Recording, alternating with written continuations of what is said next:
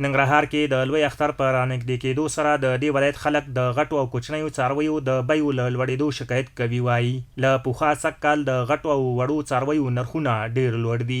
د ننګرهار اوسیدونکي وایي د ننګرهار د څارویو منډۍ کې د څارویو نرخونه ډېر لوړ دي او په خبره یې تېر ته سږ کال د لویو مالونو لکه غویانو، میخو او نورو غټو څارویو ترڅنګ د پسونو او سیرلیو بیو هم لوړې شوي دي. مال می قیمت کو غوی می قیمت کو 15000 15000 50000 4000 سخوندر کې راته ویلا او پسونه می قیمت کو ګډان 15000 14000 سیرلی می قیمت کو وطني سیرلی 2000 10000 او 15000 غیم راته ویلا واړه می قیمت کو 8000 2000 د سم پیدا کیږي.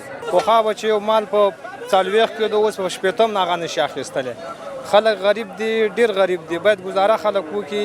د ننګرهار د مال په منډۍ کې د څارویو پلورونکي نه مني چې ګواکې د څارویو بیې دې لوړې شوي وي. زیاتوي چې ښه پسه له 11,000 افغانیو تر 15 یا 14,000 افغانیو او دغه راز لوی مالونه هم له 20,000 تر 1,00,000 افغانیو پورې شته چې هر سړی د خپلې وسې مطابق مال اخلي. وروره دغه ریټونه چې کوم دي ګوره د موږ د میده مال دغه مناسب ریټونه دي. دونه د خلک چې وایي دونه ګران دي دونه ګران نه دي.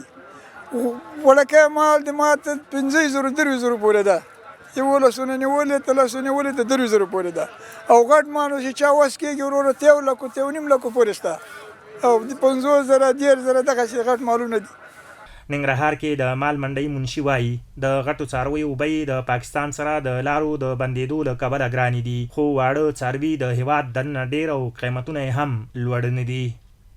پروس کال نه چې مال جګ ده وروره دغه لاره بنده ده، پېښور نه مال نه راځي او د دې وطن مالداري د هلمند نه راځي، مزار نه راځي، د کابل نه، شبرغان نه، خپل د دې وطن مالم زیات د مالداري ډیره ده.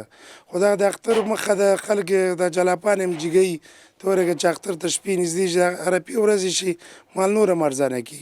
ننګرهار میشتي د څارویو پر پلورونکو غږ کوي چې خپل څاروي په مناسبه بیه وپلوري او هغه څوک چې غواړي قرباني وکړي هغوی هم په ښه او مناسبه بیه ترلاسه کړي.